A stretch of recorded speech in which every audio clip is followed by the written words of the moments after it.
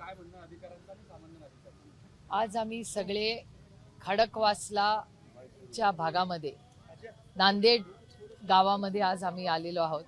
गेले अनेक दिवस सातत्याने ह्या भागात रोगराई जी वाढते त्याचा आढावा, पाण्याची काय परिस्थिती आहे, लोकांमध्ये प्रचंड भीती आणि अस्वस्थता आहे, याच्यासाठी आम्ही आता व्हिजिटला आलेलो आहोत. आज योगायोगाने पुणे जिल्ह्याची DPDCची मीटिंग ही आहे.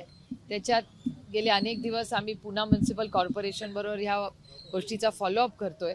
हा विषय मी आजच्या DPDC मध्ये चर्चेला विनंती करणार आहे प्रशासनाला घ्यायला, आणि पुढे कसं जायचं, काय खरं रूट कॉज आहे याचा सायंटिफिक टेम्पर म्हणजे व्यवस्थित तज्ज्ञांशी बोलून पुढे कसं जायचं आणि गोष्ट तातडीने कशी थांबवता येईल. हा खरं तर आउटब्रेक आहे. तर हा आउटब्रेक कसा थांबवता येईल याच्यासाठी आपण सगळ्यांनी प्रयत्न केले पाहिजेत. पण म्हणजे खरं तर एक 10 दिवसापूर्वीच मी पुणे म्युनिसिपल कॉर्पोरेशनला एक मीटिंग घेतली होती, आणि त्या मीटिंगमध्ये हे पाण्याच्या प्रदूषणाच्या बद्दल सगळ्यांनीच खूप कंप्लेंट्स केल्या होत्या, त्याची चर्चा मागितली. आणि गेली 10 वर्ष मी स्वतः केंद्र आणि महाराष्ट्र सरकार आणि पुणे म्युनिसिपल कॉर्पोरेशनला सातत्याने पत्र लिहिते की ह्या भागात जसं शहर वाढत चाललंय, अनेक ग्रामपंचायती त्या काळात होता, कॉर्पोरेशनमध्ये ती गावं नव्हती, STP प्लांट्स, आणि कॉर्पोरेशनमध्ये अनेक भाग असे जिथे STP प्लांट्स नाही आहेत तरी बिल्डिंग झालेले आहेत, त्यांना OCs मिळालेले आहेत. हा सगळा जो प्रश्न आहे हा अर्बन प्लॅनिंग फेलियर असं म्हणावं लागेल. असा आत्ता तरी ही परिस्थिती दिसते. आता पुढच्या एक 8-10 दिवसात जेव्हा आपल्याला लॅब्समधून रिपोर्ट्स येतील या ते तज्ज्ञ बोलतील तेव्हा आपल्याला जास्ती खरं तर कळेल. पण आत्तापुरतं असं वाटतंय, आत्ता जी प्राथमिक माहिती येते की अर्बन प्लॅनिंग, अर्बन पोल्युशन, प्रदूषण, मग पाण्याचं असेल, हवेचं असेल, या सगळ्या विषयांमुळे रोगराई आज वाढत चालली. आणि ह्याच्यासाठी तातडीने सरकारने, आपल्याला आठवत असेल, स्मार्ट सिटी नावाचा एक कॉन्सेप्ट 10 वर्षापूर्वी केला होता. करोडो रुपये केंद्र सरकारने त्या काळात पाठवले होते. त्यातले 100-150 कोटी रुपये मला वाटतं ते ॲडवायझरी कन्सल्टंट्सलाच दिले होते, मला आठवतंय. आणि त्याच्यामुळे स्मार्ट सिटी पुणे आणि पिंपरी चिंचवड केलं होतं.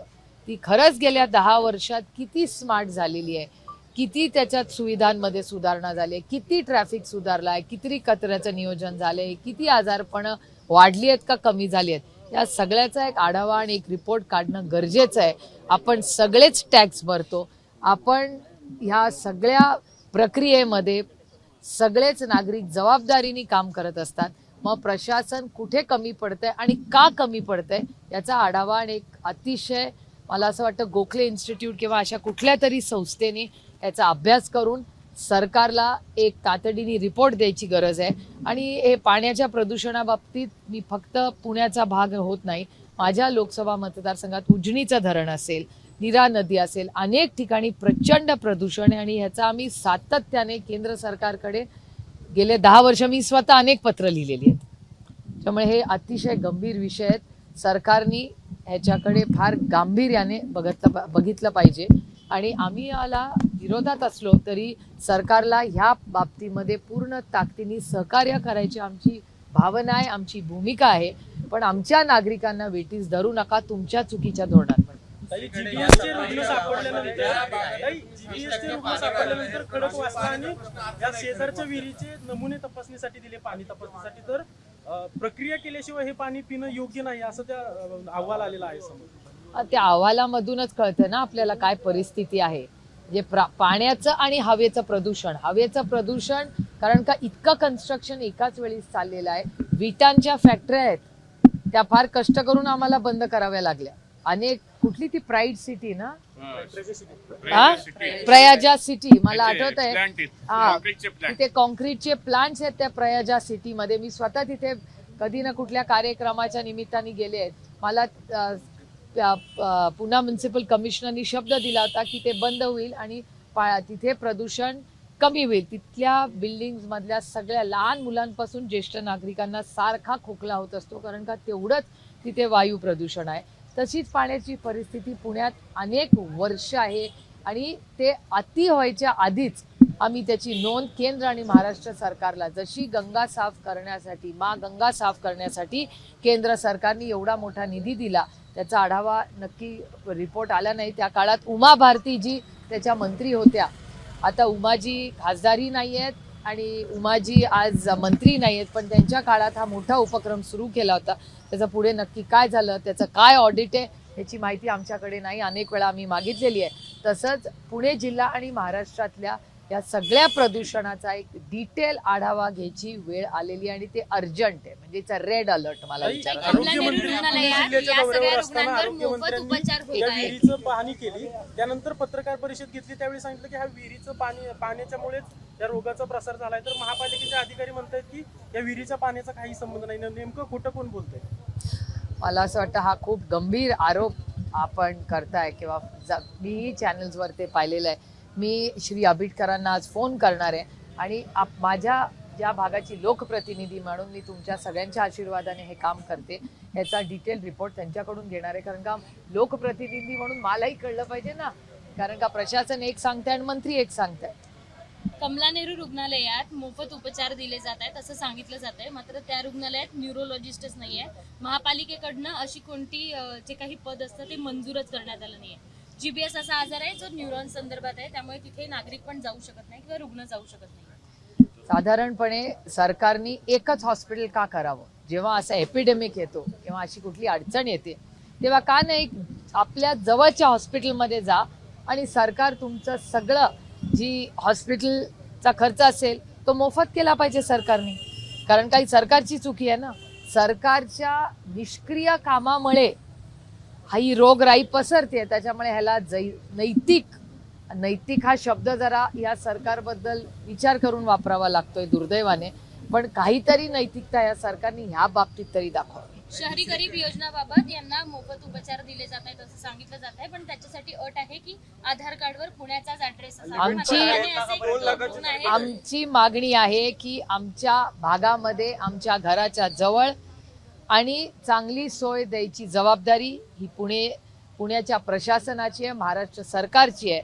आज DPTC मध्ये मी मागणी करणार आहे की पुण्यामध्ये कुठलाही, शेवटी तो नागरिक आहे हो, या देशाचा नागरिक आहे. तुम्ही काय आधारवर आता आधार काढून चेक करणार आहे का कुठला पेशंट कुठला आहे? ही माणुसकी आहे, हे सरकार आहे आणि हे सरकार सेवेसाठी आलंय का फक्त दादागिरी आणि एक्स्टॉर्शन करण्यासाठी आलंय?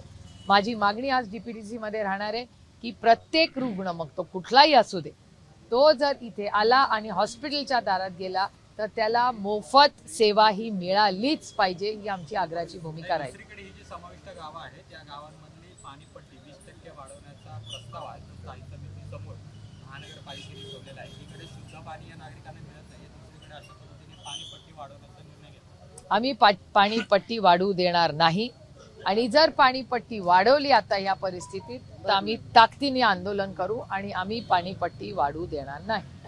या भागातला मेन प्रश्न आहे फिल्ट्रेशन प्लॅन्ट. आपण गेली 15 वर्ष इकडले खासदार आहेत, चौथी टर्म आहे. अगदी खडकवासला धरण अख्खं पूर्ण पोल्युटेड आहे. सगळं ड्रेनेजचं पाणी येतं, सगळ्या सोसायटी आहेत, हॉटेल, फार्म हाऊस, वेलकेज कंपनी, त्याच्यावर अद्याप काहीच कारवाई होत नाही. बेसिक तिथनं सगळं पोल्युशन होतं. अगदी बरोबर आहे तुमचं. ह्याच्यासाठी मी अनेक वेळा श्री भूपेंदर यादव जे केंद्र सरकारचे ह्या विषयाचे मंत्री आहेत त्यांचीही भेट घेतलेली आहे. कारण पुणे आणि आजूबाजूच्या सगळ्याच भागामध्ये पाण्याचं आणि वायूचं प्रदूषण हे अतिशय गंभीर विषय आहे. त्यांनी अनेक वेळा संवेदनशीलता दाखवलेली आहे. मला दरवेळी जेव्हा जेव्हा या विषयावर त्यांनी सांगितलंय की मी महाराष्ट्र सरकारशी बोलीन आणि आम्ही मार्ग काढू. योगायोगाने कालच सकाळी 7:30 वाजता माझी आणि भूपेंदर यादवांची ह्या विषयाची चर्चा झालेली आहे. त्यांनी मला शब्द दिलेला आहे की ते महाराष्ट्र सरकारशीही बोलतील. काल सकाळच्या आमच्या फोनवरच्या चर्चेतून उद्या मी आजच रात्री दिल्लीला जाणार आहे. उद्या पार्लमेंटचं सेशन सुरू होणार आहे. मी पुन्हा दिल्लीला जाऊन काल जी आमची सकाळची माझी आणि भूपेंदर यादवजींची चर्चा झाली ती पुढे नेऊन त्यांचं मार्गदर्शन घेऊन त्यांच्याकडून एक्सपर्ट, तज्ज्ञ, निधी या सगळ्याची मागणी आपल्या संपूर्ण भागासाठी आणि महाराष्ट्रासाठी मागणार आहे. हा परिसर जो आहे तो जिल्हा परिषदेकडेच आहे, आरोग्य विभाग महापालिकेकडे नाही हँडओव्हर झालेला. म्हणजे आता इथं प्राथमिक आरोग्य केंद्रच आहेत आपल्याकडे जिल्हा परिषदेचे. नाही, हे बघा, ही कारणं झाली. निमित्त आहे फक्त प्रशासनाला पळवाट काढण्याचं. प्रशासन कशाला म्हणतात? प्रशासनाने ओनरशिप घेतली पाहिजे. कोण कुठल्या ताटातलं वाटीत आणि वाटीतलं ताटात असे आरोप नाही, त्यांना नाही ते त्यातून पळ काढता येईल. आणि डीपीटीसी मध्ये हे मी सगळे आज विषय मांडणार आहे. बीडमध्ये दादांनी पुन्हा एकदा सगळ्या तिथल्यांना आज तिथले स्वीकारलं पालकमंत्रीपद आणि तिथं बोलताना अगदी दमबाजीची भाषा केली. सगळी मी खपून घेणार, मोक्का लावेन, आजूबाजू खंडणी कोण मागत असेल तर त्याला मी मोका लावायला पाठीमुगं पुढं बघणार नाही असं दादांनी त्या ठिकाणी एक वक्तव्य केलं. सज्जड दम दिलाय दादांनी. सज्जड जम दिलाय, कोणाला दिलाय ते काही लक्षात येत नाही. तर माझे काही प्रश्न आहेत या सगळ्या विषयाबाबत आणि ते सरकारला दिसून आहे की जे गेले 51 दिवस, आज 51वा दिवस आहे, संतोषचा खून झाला त्याच्यानंतर 51 दिवसामध्ये आज अजूनही एक खुनी फरार आहे. आजही आज 51 दिवस झालेले आहेत. मला या सरकारला आठवण करून द्यायची आहे की एक खुनी फरार आहे. मग तो कुठे फरार आहे, असा कसा फरार झाला, याचं उत्तर सरकारला द्यावं लागेल.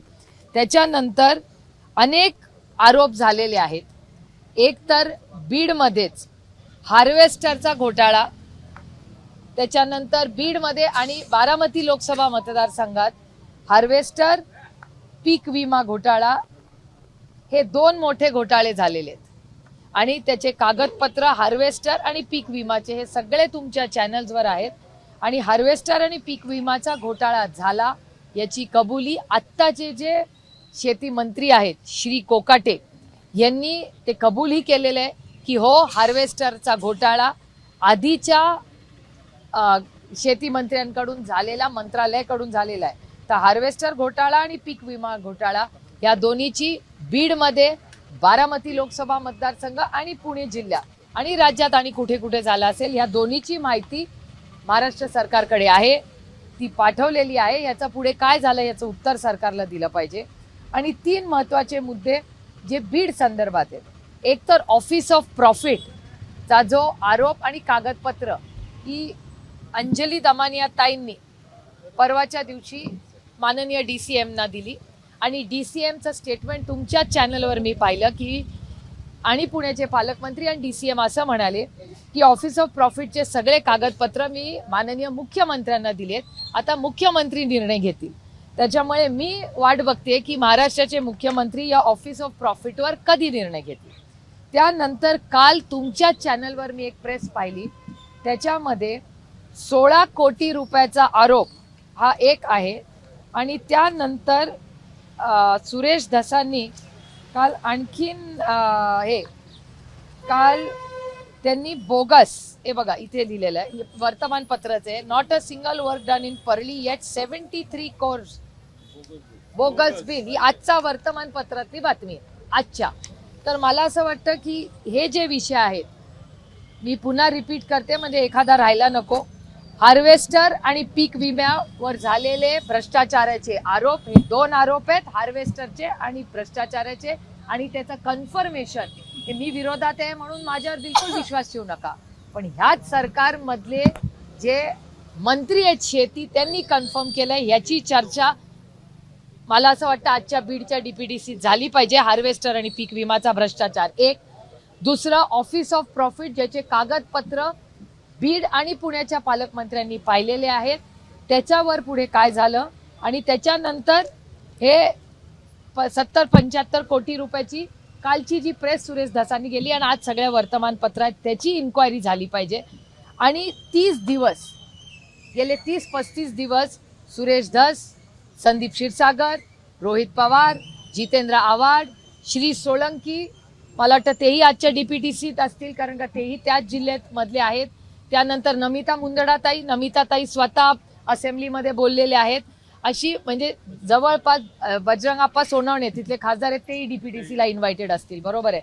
हा विषयाची सुरुवात कोणी केली तर बजरंगाप्पा सोनवणेंनी केली. आणि पहिली मागणी की ज्यांनी खून झाला, या देशाला कळलं कसं की बीड आणि परभणीमध्ये घटना झाल्या, या 2 खून झाले, या हत्या झाला, ह्याची सुरुवात किंवा ह्याला वाचा फोडवायची काम कोणी केलं, हे जबाबदारीने बजरंगाप्पा सोनवणेंनी केलं. आणि आज हे सगळे विषय म्हणजे बजरंगाप्पांनी केलेले आरोप, संदीप क्षीरसागरांनी केलेले आरोप, सुरेश धसांनी केलेले आरोप, त्यानंतर नमिता मुंदडांनी केलेले आरोप, सोलंकीजींनी केलेले आरोप, हे सगळे जे आहेत हे स्थानिक आमदार आणि खासदार आहेत बीडचे. या सगळ्यांनी गेल्या 50 दिवसात केलेले आरोप प्रत्यारोप आहेत. माझी अपेक्षा आहे की ह्याच्यात महाराष्ट्र सरकारचे माननीय मुख्यमंत्री आणि माननीय दोन्ही उपमुख्यमंत्र्यांनी ह्याची नोंद घेऊन महाराष्ट्राला न्याय द्यावा, अशी मी मागणी एक लोकप्रतिनिधी आणि महाराष्ट्रातले एक नागरिक म्हणून आज ही मागणी करते. कारण का आज तिथे योगायोगाने तिथली डीपीडीसी आहे, हा पहिला मुद्दा. त्याच्यानंतर 51 दिवस फरार असलेली व्यक्ती आहे कुठे, अशी गायब कशी होऊ शकते, पोलीस यंत्रणा काय करते? आणि जोपर्यंत बीड आणि परभणी, सोमनाथ आणि संतोषला न्याय मिळत नाही, आम्ही कोणीही स्वस्थ बसणार नाही. पण अजित पवार बीडमध्ये जाऊन सज्जड दम देत आहे. खंडणी प्रकरणातील खरंच सगळी प्रकरणं आता तिथून उघडकीस आलेले आहेत. मात्र आता ते तिथे जाऊन म्हणतात की मी जर या प्रकरणात कोणी सापडलं तर त्याला मागे पुढे न पाहता ठोस कारवाई करेन किंवा मोकाची कारवाई करेन. एक तर सगळे जे कागदपत्र आहेत ते अंजली दमान यांनी DCM ला दिलेले आहेत, हे मी तुमच्या चॅनलवर पाहिलेलं आहे. आणि DCM असं म्हणाले की आता मी हे सगळे कागद माननीय मुख्यमंत्र्यांना दिले. मुख्यमंत्री मला वाटतं प्रचारासाठी दिल्लीला गेलेत असं तुमच्या चॅनलवरनं कळतंय. त्याच्यामुळे गेले मीही ट्विट करणार आहे, मीही आज दिल्लीत जाणार आहे, पण ते कदाचित प्रचारात असतील. मला पार्लमेंटमध्ये हे सगळे मुद्दे मांडावे लागतील, त्यामुळे मी पार्लमेंटमध्ये असणार आहे पुढचे काही दिवस. तर पार्लमेंटमध्ये हे मुद्दे बजेट सेशनच्या वेळी पूर्ण ताकदीने महाविकास आघाडीचे सगळे आम्ही खासदार एकत्र मिळून महाराष्ट्रासाठी न्याय मागणार आहोत. महाराष्ट्रात ही जी हप्तेबाजी, भ्रष्टाचार, एक्स्टॉर्शन हे सगळं चाललंय, हे कुठेतरी थांबलं पाहिजे. याच्यासाठी ताकदीने माणुसकीच्या नात्याने आम्ही लढणार आहोत. आणि मी भारतीय जनता पक्ष आणि शिंदे साहेबांचे जे खासदार आहेत त्यांचीही भेट दिल्लीत घेणार आहे पार्लमेंटमध्ये. 31 आणि 1 ला माझी भेट होईलच. आणि त्यांना विनंती करणार आहे की जसं महाराष्ट्रामध्ये सगळे पक्ष मिळून या सगळ्या बीडच्या ही जी घटना आहे याच्यामध्ये पूर्ण ताकदीने सगळे पक्ष सोमनाथ आणि संतोषच्या कुटुंबाबरोबर उभं राहिले, तसं माणुसकीच्या नात्याने आपले राजकीय मतभेद ही बाजूला ठेवून आपण सगळ्यांनी याच्यासाठी हाऊसमध्ये लढलं पाहिजे. आपण सगळ्यांनी अमित शहाजींची वेळ घेतली पाहिजे. अमित शहाजींना माहिती दिली पाहिजे की बघा तुमच्या राज्यात चाललंय तरी काय. त्याच्यामुळे कदाचित अमित भाई शहांना हे माहिती नसतील गोष्टी महाराष्ट्रात काय चालल्या आहेत. तर आमची नैतिक जबाबदारी आहे, मी स्वतः अमित भाई शहांची वेळ घेऊन, बजरंग अप्पा सोनवणे आणि सगळ्या खासदारांना घेऊन अमित भाई शहांची वेळ मागून त्यांना ह्या सगळ्याची मी स्वतः माहिती देणार. मी गेले 50 दिवस आमच्या सगळ्यांचीच मागणी, माझी, बजरंग अप्पांची, संदीप क्षीरसागरची, जितेंद्र आव्हाडांची, सुरेश धसांची, अंजली दमानियातांची, पण आमच्या सगळ्यांची एकच मागणी आहे की एवढे ॲलिगेशन झाल्यावर नैतिकतेवर निर्णय माणसांनी घ्यावा, एवढीच आमची मागणी आहे. नैतिकता. हा प्रश्न मला नका विचारू. 4 वाजता याल ना डीपीडीसीला, तेव्हा विचारा. त्याचं उत्तर मी कसं देणार. महिलांना सक्षमीकरण केलं जात आहे, परंतु महायुतीतले एक मंत्री आहेत नितेश राणे, ते म्हणतात की बुरका घालून परीक्षेला प्रवेश दिला नाही. कॉपीचं प्रमाण मी काही स्टेटमेंट ऐकलेलं नाही. मी पत्र वाचलेलंही नाही आणि स्टेटमेंट वाचलेलंही नाही. मी स्टेटमेंट वाचून, पत्र वाचून तुम्हाला कॉमेंट मला माहितीच नाही, त्याच्यामुळे मी कसं बोलणार. परराज्यातील महिलांचाही त्या ठिकाणी समावेश करण्यात आलेला आहे. अगोदर आपण पाहिले की यामध्ये बांगलादेशी महिला पण होत्या. आता या सगळ्यामध्ये परराज्यातील महिलांचंही बनावट कागदपत्र बनवून त्याचा मोबदला घेण्यात आला. मला असं वाटतं की जेव्हा इलेक्शनच्या आधी ज्या पद्धतीने एजन्सी, कुठल्या एजन्सीनी फॉर्म भरून घेतले, सरकारच्याच एजन्सी ना. जर सरकारच्याच एजन्सीनी फॉर्म भरून घेतले तर उत्तर सरकारने दिलं पाहिजे या सगळ्याचं. त्या योजनेचं काय आहे, कधी 2100 रुपये देणार आहेत. 2100 रुपये तर या महिन्यापासून यायला पाहिजे होते, जानेवारीपासून. का 2100 रुपये येत नाहीयेत. आणि आता ज्या सरकारनीच फॉर्म भरून दिले, अधिकाऱ्यांनी एवढे मोठे करोडो रुपये खर्च करून एवढे मोठे कार्यक्रम केले, राखी बांधून घेतली सगळ्यांकडून, त्याचा पुढे काय झालं? मग हे परत घेण्यासाठी तुम्ही हे कार्यक्रम घेतले. याचं उत्तर सरकारला द्यावं लागेल. ताई साहेबांची तब्येत बिघडली होती, त्यानंतर त्यांनी सर्व दौरे रद्द केले होते. आता तब्येत कशी आहे साहेबांची आणि दौरे कधीपासून चालू होणार आहे? उद्यापासून साहेब सगळ्या कार्यक्रमांना जाणार आहेत. कारण खरं तर 2 मोठ्या घटनाही झाल्या, त्याबद्दल त्यांना स्वतःला काळजी वाटते. एक तर कुंभमेळ्यामध्ये काल झालेलं स्टॅम्पीड, तुम्ही हे सगळे पाहिले असतील फोटो, आजच्या सगळ्या वर्तमानपत्रात आहेत. त्यामुळे कुंभमेळ्यामध्ये काल झालेली जी घटना ही अतिशय दुर्दैवी आहे. त्याच्यात काल बऱ्याच लोकांनी मला, पुण्याचे पण काही लोक तिथे गेले, त्यांचे मला व्हिडिओज आलेले आहेत की त्यांना प्रचंड अडचण होते, सहकार्य पाहिजे, मदत हवी आहे. तर कालच निरंजन ज्योतिजी, ज्या अनेक वर्ष माझ्याबरोबर खासदार राहिलेले आहेत, केंद्र सरकारमध्ये मंत्रीही राहिलेले आहेत, निरंजन ज्योतिजींचं काल एक स्टेटमेंट आलेलं आहे की इथे आर्मी लावा, कारण का इथे प्रशासन पूर्णपणे कोलॅप्स झालेलं आहे. हे स्टेटमेंट ग्राउंडवरून भारतीय जनता पक्षाच्या खासदार निरंजन ज्योतिजींचं आलेलं आहे. त्याच्यामुळे मला असं वाटतं की उत्तर प्रदेशच्या सरकारने याच्यात काळजी घेतली पाहिजे. आपल्याही भागातले महाराष्ट्रातले अनेक लोक आज प्रयागराजला जात आहेत. माझी सगळ्यांना विनंती आहे की सांभाळून जावा, तिथे गर्दी आहे, इन्फ्रास्ट्रक्चर कोलॅप्स होतोय अशी सारखी माहिती येते. त्याच्यामुळे आपण सगळे त्यांच्या मदतीला तर अवेलेबल आहोत, पण उत्तर प्रदेशच्या सरकारने महाराष्ट्र आणि देशातून एवढ्या श्रद्धेने उत्तर प्रदेशमध्ये लोक येत आहेत त्याच्याबद्दल काळजी घेतली पाहिजे. आणि जर सरकारकडून काम होत नसेल तर मला असं वाटतं जी मागणी तिथे ग्राउंडवर साध्वी निरंजन देवी जी मागणी करतायत, ती मागणी जर गरज असेल तर त्याचा तातडीने निर्णय घ्यावा. काल आपण 30 लोक गमावलेत, आपल्याला हे न परवडणार आहे. तुम्ही एक स्टेटस ठेवलं होतं व्हॉट्सअप स्टेटसला, भावनिक आहे ते पवार साहेबांबद्दल, नेमकं काय म्हणायचं होतं तुम्हाला? म्हणजे पवार साहेबांनी सगळ्यांना सामावून घेतलं, पण काही जणांनी एक वेगळ्या पद्धतीने मार्ग निवडले, त्यामध्ये स्वतः पवार सुद्धा होते. नेमकं तुमचं स्टेटस काय? नाही, तुम्हाला तेवढा तर अधिकार मला संविधानाने दिलाय. सरकारला पोस्ट करताय का मृतांच्या आकड्याबाबत?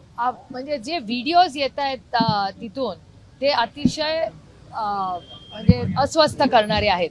त्याच्यामुळे नक्की नंबर काय, माझं म्हणणं आहे किती नंबर असला, एक माणूस जरी स्टॅम्पीड होणं हेच वाईट आहे. याचा अर्थ कुठेतरी इन्फ्रास्ट्रक्चर कोलॅप्स झालेलंच आहे. आणि साध्वी निरंजन देवी स्वतः कन्फर्म करतायत ना, त्या स्वतः अनेक वर्ष माझ्याबरोबर खासदार राहिलेले आहेत, मंत्री राहिलेले आहेत केंद्र सरकारमध्ये. जेव्हा साध्वी निरंजन देवी कन्फर्म करतायत की तिथे कोलॅप्स झालेलं आहे आणि आर्मी बोलवा, अजून काय प्रूफ पाहिजे आपल्याला? पण उत्तर प्रदेशचे मंत्री म्हणतात की अशा मोठ्या कार्यक्रमामध्ये अशा घटना घडत राहतात. हे दुर्दैव आहे. जर असा कुठलाही मंत्री असं बोलत असेल हे अतिशय दुर्दैवी आहे. आणखीन एक महत्वाचा मुद्दा आज महाराष्ट्राच्या समोर आहे, तो म्हणजे गोविंद पानसरेंची जे अक्युज्ड आहेत त्या सगळ्यांना बेल मिळालेली आहे. गोविंद पानसरेंच्या हत्या करणाऱ्या लोकांना बेल मिळालेली आहे आणि त्याचं कारण असं सांगण्यात येत आहे की एव्हिडन्स नाहीये.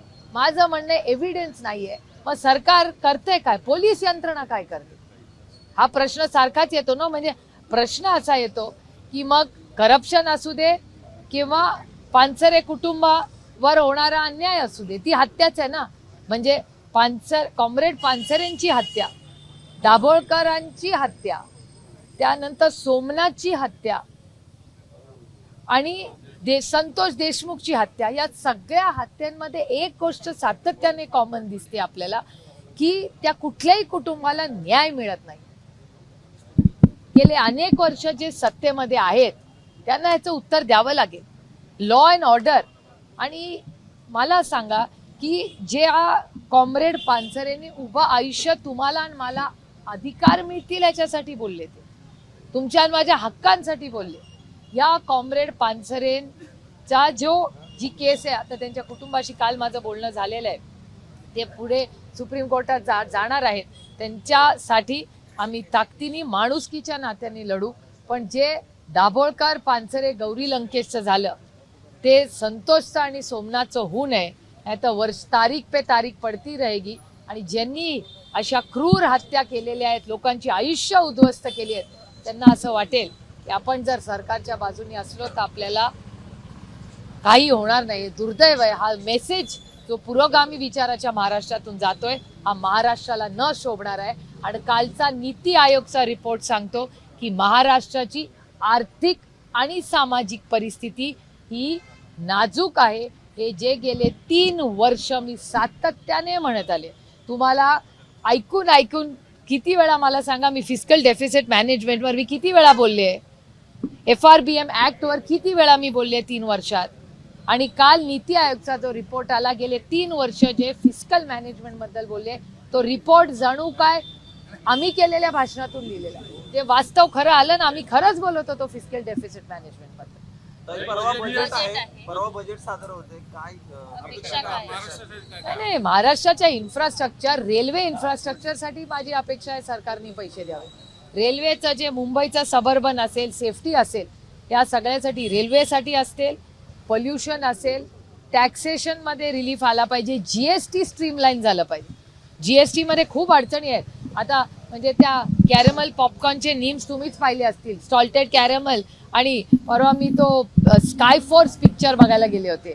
आता माझ्या मुलीनी सॉल्टेड आणि कॅरेमल मिक्स मागितलं, तर मी माझ्या मुलीला म्हणलं असं करू नकोस बेटा, सॉल्टेडचा 5%, कॅरेमलचा 18%, हे सगळं बिचाऱ्या त्या पॉपकॉर्नवाल्याचा त्रास देऊ नकोस तू. त्याच्यामुळे मी तिला सांगितलं, एक तर कॅरेमल तरी खा, नाही तर सॉल्टेड तरी खा, दोनों मना आहे बेटा तुम्हारी. हे दुर्दैवी अशी परिस्थिती आहे ना. काल पराग आळवणींच्या घरी लग्न होतं, तिथं अजितराव चांदेरे यांचे अनेक व्हिडिओ समोर येत आहेत. नागरिकांना मारहाण असेल किंवा मग जागेचा वाद असेल, सध्या एका रुग्णावर आपल्याकडले नवीन वाल्मी कराड आहेत का ते? अनेक प्रकरणे त्यांची समोर येतात. हे दुर्दैव. मला असं वाटतं अजित पवार राष्ट्रवादी पक्ष यांनी याच्यावर स्टँड घेतला पाहिजे. जसं बीडमध्ये आज त्यांनी स्ट्रॉंग लाईन घेतलेली आहे, ती आधीच घेतली असती कदाचित संतोष आपल्याबरोबर आज असताना त्याच्या मुलाचा वाढदिवस त्यांनी त्याच्या मुलाबरोबर साजरा केला असता. पण पुण्यामध्ये येऊ नये अशी आमची विनम्र विनंती आहे. आणि हे जे व्हिडिओ आलेत हे पुण्यासाठी चांगले नाही आहेत आणि आपल्या सुसंस्कृत पुण्यासाठी हे हानिकारक आहे. काही GBS बद्दल एक की सरकारनं सांगितलं की उपचार मोफत होतील, पण ज्या दिवशी घोषणा केली त्यापूर्वी ज्या रुग्णांना लागण झाली, त्यांचा खर्च झाला 4 लाख 8 लाख असे अनेक रुग्ण आहेत, त्यांच्या खर्चासाठी आणखी काही सरकार 10 लाखापर्यंत काही नाही, माझं म्हणणं आहे की हे ऋण आहेत, त्याच्यासाठी काय एकच हॉस्पिटल, एकच यंत्रणा अशी नसते. सरकारने दिल खोलना चाहिए. ही माणुसकीच्या नात्याने अशा का, अहो तुमच्याकडे मेट्रोसाठी 18,000, 20,000, 25,000 कोटी रुपये आहेत. तुमच्या मोठ्या इन्फ्रास्ट्रक्चर प्रोजेक्टसाठी त्यांच्याकडे करोडो रुपये आहेत. जर एवढे पैसे या सरकारकडे आहेत, तर थोडेसे पैसे आमचे गरीब कष्ट करणाऱ्या आजारी रुग्णांसाठी दिले, ज्याचं कमिटमेंट त्यांनी केलेलं आहे, तर काय हरकत आहे या सरकारला. एवढे मोठे इन्फ्रास्ट्रक्चर प्रोजेक्ट्स करतात ना, थोडेसे पैसे मेडिकलमध्ये घाला ना. माणसं जगतील तर इन्फ्रास्ट्रक्चर वापरतील ना. या सरकारचा असंवेदनशीलपणा.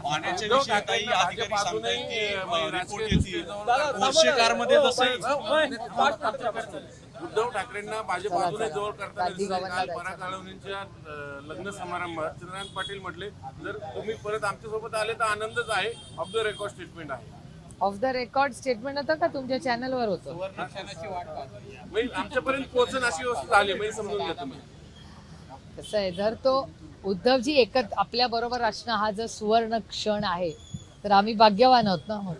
गेले 5 वर्ष उद्धवजी आमच्याच बरोबर आहेत. भविष्यात उद्धवजी आमच्या बरोबर आहेत. काही एक प्रश्न ग्रामस्थांचा असा आहे की जसे पोर्शे कारमध्ये रिपोर्ट बदलले गेले, प्रकार पाण्याचे विहिरीचे जर नमुने बदलले गेले असतील, रिपोर्ट बदलले गेले असतील, तर अशा परिस्थितीत काय करायचं? आपण कशासाठी आहोत मग? तुम्ही आता संतोष आणि सोमनाथच्या कुटुंबाला न्याय द्यायचं काम हे प्रशासन कुठे करते?